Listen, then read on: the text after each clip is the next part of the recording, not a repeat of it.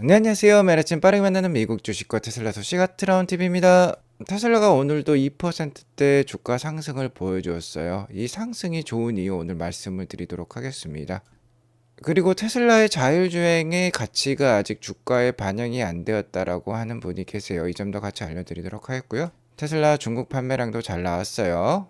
자, 먼저 미국 증시 현황부터 간략히 살펴보도록 하겠습니다. 나스닥이 1%대 오르면서 좋은 모습을 보여주었어요. 다만 다우는 0.28% 하락을 보여주었는데요. 오늘은 장 전반적으로 좋지 않을 가능성도 높았습니다. 장 초반에 이렇게 다 안 좋게 시작을 했어요. 그 이유는 지정학적 리스크가 크게 작용을 했기 때문입니다. 전날 미국 바이든 행정부는요. 우크라이나가 미국이 지원한 장거리 전술 탄도미사일 에이테크스를 러시아 본토 타격에 사용할 수 있도록 허용을 했고, 우크라이나는 허용한 지 단 하루 만에 이 에이테크스로 러시아 일부 지역의 군사시설에 가격을 했어요. 자, 이러자 푸틴 러시아 대통령이 화가 났겠죠. 핵무기 사용 규정 개정안에 공식 서명을 했습니다. 비핵 보유국 우크라이나가 되겠죠. 그리고 핵 보유국은 미국이 되겠는데, 이 핵을 보유하지 않은 국가가 핵을 보유한 국가로부터 지원을 받아서 러시아 본토를 공격할 때 러시아는 핵을 가지고 있죠. 두 나라 모두를 핵무기로 보복 공격할 수 있다는 내용을 담은 이 규정 개정안에 공식 서명을 했어요. 자, 이 뉴스가 나오자 지정학적 리스크가 크게 상승을 하면서 장 초반에는 좋지 않았습니다. 자, 하지만 핵무기를 사용을 했다라는 건 세계 3차 대전을 의미를 하고요. 최근 러시아와 우크라이나 이 전쟁, 2년 동안의 이 전쟁 간에 러시아의 그렇게 군사적 능력이 탁월하지 않구나라는 게 많이 증명이 되었어요.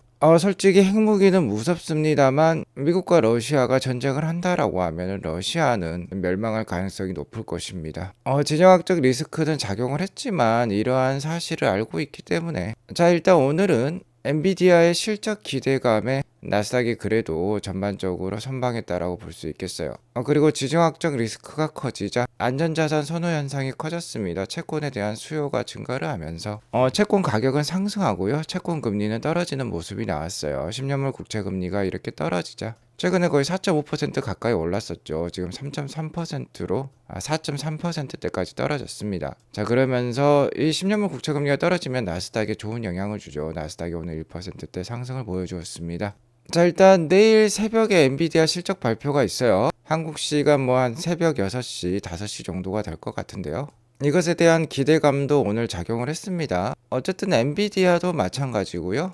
나스닥도 마찬가지예요. 엔비디아가 지금 나스닥 시총 1위 기업이죠. 미국 증시 시총 1위 기업이 엔비디아입니다. 엔비디아에 의해서 나스닥 주가가 올라갔다 내려갔다 하고 있는데, 자, 엔비디아 주가 역시 지금 지지 라인에서 반등을 보여주자 나스닥도 함께 반등을 했다라고 보시면 되겠어요. 자, 엔비디아 실적 발표는 저도 예상이 불가능한 상황입니다. 숫자는 잘 나오겠지만 역시나 중요한 건 다음 분기, 다음 실적에 대한 가이던스가 되겠는데, 차세대 AI 칩인 블랙엘에 대한 수요는 많다라고 했어요. 하지만 최근 발열 문제가 있으면서 생산에 좀 차질이 있다라는 소식이 나오고 있죠. 자, 이것과 관련해서 젠슨항 CEO의 발언이 역시나 중요하다라고 볼 수 있겠습니다. 엔비디아 실적 발표에 따라서 단기적인 나스닥 주가의 향방이 정해질 것이기 때문에 중요하다라고 볼 수 있겠습니다. 그리고 또 하나 중요한 매크로 이슈는 다음 달 금리 인하가 되겠는데요. 자, 아직까지는 58%대 확률을 지속적으로 보여주고 있습니다. 일단 트럼프가 당선이 되면서 물가가 올라갈 거라는 예상이 많은 상황이에요. 물가가 올라가면 금리 인하를 함부로 단행을 할 수가 없죠. 그렇기 때문에 올해 한 차례 더 금리 인하를 하고 내년에 약 한 두 차례 정도 금리 인하가 될 것으로 예상이 되고 있어요. 기존 예상은 내년에 한 세 차례에서 네 차례까지도 예상을 했는데 많이 줄어들었습니다. 아무튼 그럼에도 불구하고 12월 달이 금리 인하 확률이 좀 올라간다라고 하면 연말 산타 랠리도 좀 기대를 해볼 수 있겠다라고 말씀을 드릴 수 있을 것 같고요. 어쨌든 엔비디아 실적 발표가 분수령이 될 것 같아요. 엔비디아 실적이 잘 나오면은 역시나 12월 말까지 산타 랠리 한번 기대를 해볼 수 있을 것 같습니다. 젠슨항 CEO의 입에 많은 것이 달렸다라고 볼 수 있겠고요. 엔비디아 실적이 안 좋게 나오더라도 그 빈자리를 테슬라가 좀 채울 것 같은 지금 상황이 들고 있어요. 자, 테슬라 주가 상승 오늘 2%대 상승을 보여주었는데 주가 상승 제가 좋다라고 초반에 말씀을 드렸죠. 자, 왜 그러냐면 이 일봉 차트를 보면 어제는 이렇게 강력하게 매수세와 매도세가 공방을 하는 그런 싸우는 모습이 나왔다라고 했죠. 윗꼬리도 길고 아랫꼬리도 긴 그런 모습이 나왔었습니다. 자, 하지만 오늘 이 봉은요, 좋은 양봉이 나왔어요. 몸통이 아주 굵습니다. 자, 어제 공방에서 매수세가 이긴 듯한 그러한 봉이 하나 나왔어요. 물론 어제 고가를 뛰어넘는, 그러니까 어제 고가가 348불 정도였는데요. 약 한 350불 이상에서 마감을 했으면 좋을 뻔했어요. 그 점은 좀 아쉽지만 그래도 오늘 좋은 봉이 나왔다라고 볼 수 있겠고요. 일단 뭐 큰 악재가 없다라고 하면은 스멀스멀 조금씩 오르는 모습이 나오지 않을까라고 조심스럽게 전망을 해보도록 하겠습니다. 뭐 엔비디아 실적 발표에 의해서도 좀 좌지우지 될 수는 있어요. 자, 그리고 그렇게 말씀드릴 수 있는 이유가 뭐 펀더멘탈도 좋아지고 있는 상황이 나오고 있기 때문입니다. 중국 판매량이 나왔는데 전주 판매량 17,100대로서 좋은 판매량이 나왔어요. 자, 11월 달 지금 둘째 주가 지나가고 있는데 첫째 주에는 17,300대, 둘째 주에는 17,100대가 나왔는데요. 자, 매달의 둘째 주까지의 합을 보면 가장 좋은 판매량이 나오고 있습니다. 원래 매달 둘째 주는 그렇게 좋은 판매량이 나오지 못했어요. 가장 좋은 판매량이 나왔다는 게 9월달 14,400대와 16,200대인데 이것도 뛰어넘는 17,000대 수준이 계속해서 두 주 연속 나오고 있다라는 게 굉장히 고무적이다라고 볼 수 있겠습니다. 순조로운 판매량이 나오고 있는 거예요. 자, 그리고 전주 주간 판매량 럭셔리 차량만 비교를 해보더라도 테슬라가 군계 1학으로서 좋은 판매량 보여주고 있습니다. 아우디, BMW, 벤츠를 모두 제친 17,100대가 나왔고요. 자, 이를 그래프로 보면은 17,100대 여기 적혀 있죠. 최근 3주 연속 좋은 판매량이 나오고 있습니다. 본 궤도에 올랐다라고 볼 수 있겠는데 최근 3주 연속 판매량이 지난 4개 분기보다 다 모두 위에 놓여 있죠. 그러니까 지금 순조롭게 잘 판매가 되고 있다라는 거예요. 자, 그리고 이번 6주차, 7주차, 5주차, 특히 7주차 지금 뭐 최대 판매량이 나오고 있다라는 거 지금 확인해 볼 수 있죠. 이번 분기 페이스 괜찮습니다. 전년 동기라고 할 수 있는 2023년 4분기보다도 약 19% 앞서가는 모습이 나오고 있고요. 전분기가 역대치 판매량이었죠. 역대급 판매량에 비해서 현재 0.2% 미미한 상황이지만 거의 이제 따라잡았어요. 거의 같은 위치에 놓여 있고 다음 주가 되면 이를 넘어서는 모습이 나올 수 있겠죠. 현재 2024년은 46주차까지 진행이 되었습니다. 2024년은 빨간색 막대인데요. 이번 4분기 들어서 빨간색 막대가 전년보다 모두 높은 위치에 놓여 있어요. 자, 그러니까 이번 4분기는 전년 동기 대비 당연히 성장이 예상이 된다라고 보시면 될 것 같고요. YTD 그러니까 연간 누계 기준으로도 지금 전년 대비 7.4% 앞서 있습니다. 전에도 말씀드렸듯이 럭셔리 차량이라든지 유럽계 차량들 뭐 폭스바겐과 같은 회사들은 지금 순이익이 3분기에 많게는 뭐 80% 적게는 50%까지도 감소한 상황이에요. 판매량도 그만큼 감소를 하고 있는데 다 중국 시장에서 부진하기 때문이죠. 테슬라가 이렇게 앞서가니까 상대적으로 부진한 모습들이 나오고 있는데 테슬라는 중국 시장에서 이렇게 선방을 하고 있다라는 점이 고무적이다라고 볼 수 있겠습니다. 자, 그리고 모델 3 판매량이 좋아요. 이번 모델 3 판매량이 7,200대가 이번 주에 나왔습니다. 올해 연간으로 봤을 때는 역대 두 번째로 판매량이 좋은 주였어요. 자, 그래프로 보면 알 수 있죠. 가장 좋은 판매량을 기록했을 때가 9월 마지막 주차 8,600대였습니다. 여기가 8,600대였는데요.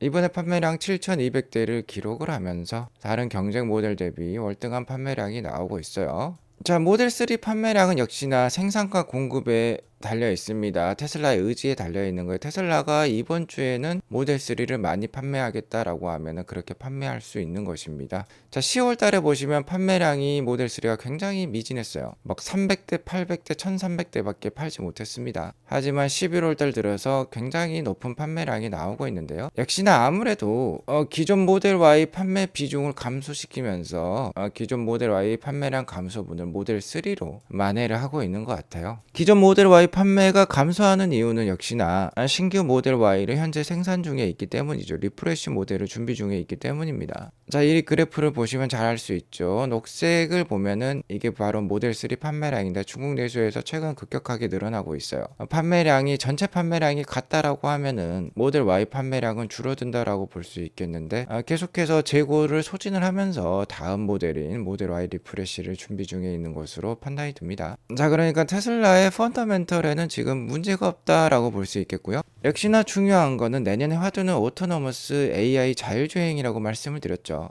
트럼프 정부 인수위에서 가장 먼저 꺼내든 카드가 바로 자율주행과 관련된 규제를 완화하고 주정부가 아니라 연방정부 차원에서 이 자율주행차를 도입을 하겠다라고 지금 선언을 했죠. 자, 이러한 점이 지금 긍정적으로 테슬라 주가에 반영이 돼서 그 기대감에 주가가 잘 올라가고 있다라고 보시면 되겠는데요. 자, RBC 캐피탈이란 기관에서도 얘기를 하기를 최근에 자율주행차라는 규제 완화라는 이런 좋은 카드를 꺼내들었지만 그 전에는 자, EV 보조금이 대폭 감소할 것이다, 폐지될 것이라든 뭐 안 좋은 악재도 있었죠. 그렇지만 이 RBC 캐피탈에서는요, 7,500불의 이 EV 보조금이 폐지되는 것보다 자율주행차 규제가 연방정부 차원에서 완화되는 것이 훨씬 더 테슬라에게 긍정적일 것이다. 그러니까 이 감소에 따른 이 악영향보다도요, 새롭게 추진될 연방정부 차원에서 이 자율주행차 규제 완화가 테슬라에겐 더 이롭다라고 얘기를 하고 있어요.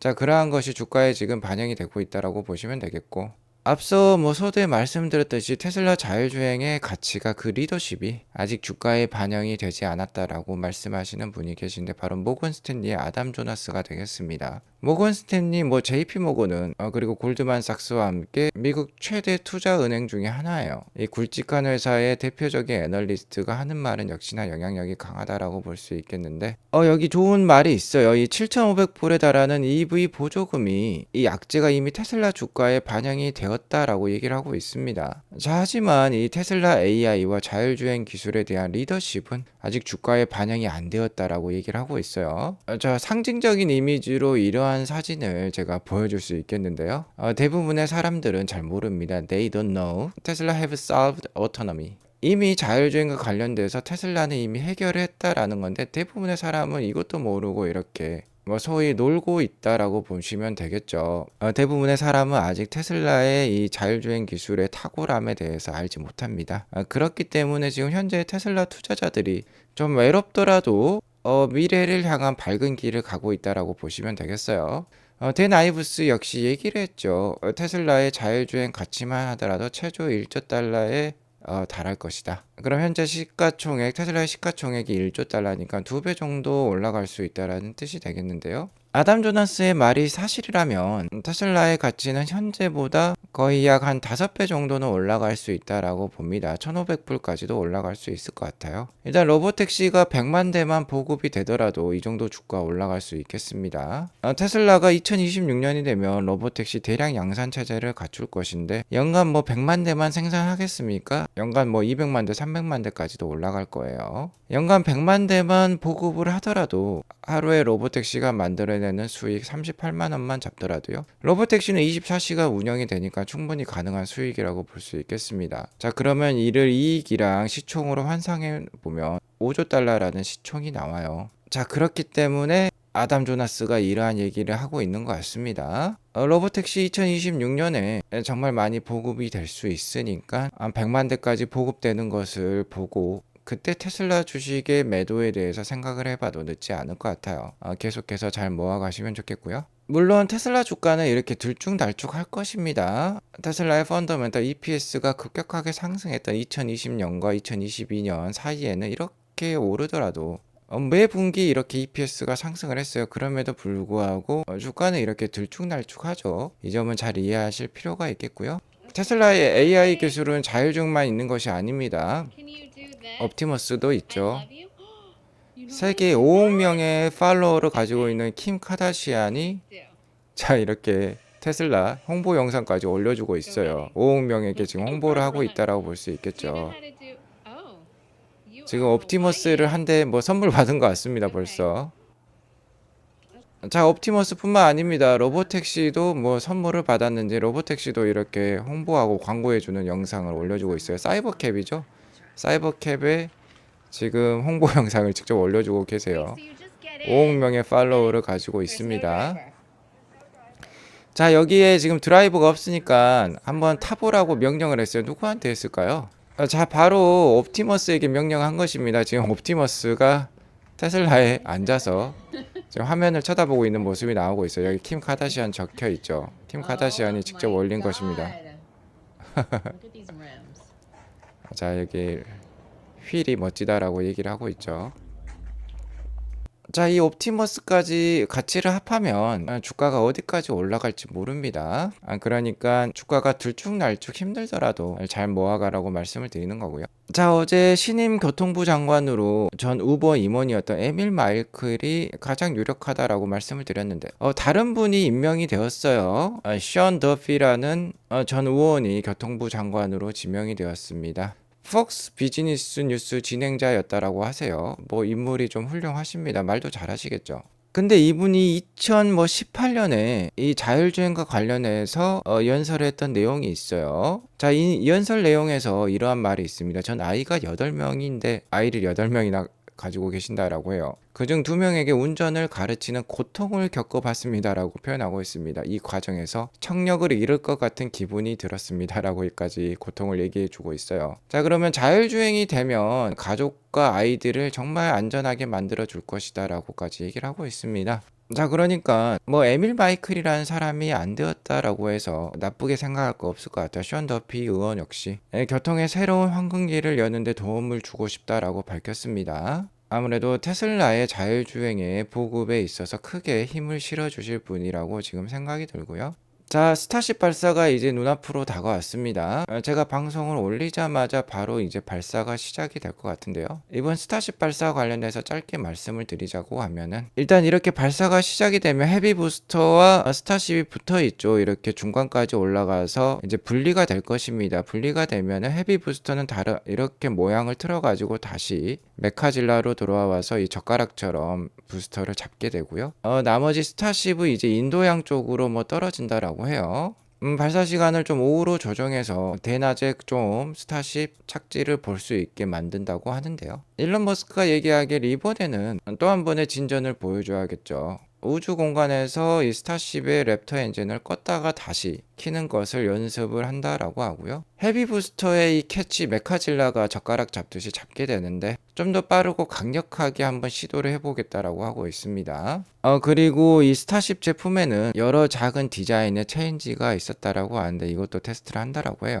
지금 보시는 건 발사를 앞둔 헤비 부스터와 스타쉽을 보고 계십니다. 엄청난 높이에요. 아마 제 생각에는 이게 몇 미터더라? 이게 롯데월드 타워 수준 정도의 높이를 가지고 있는 것으로 알고 있습니다. 여기 보면 사람이 정말 작아 보이죠?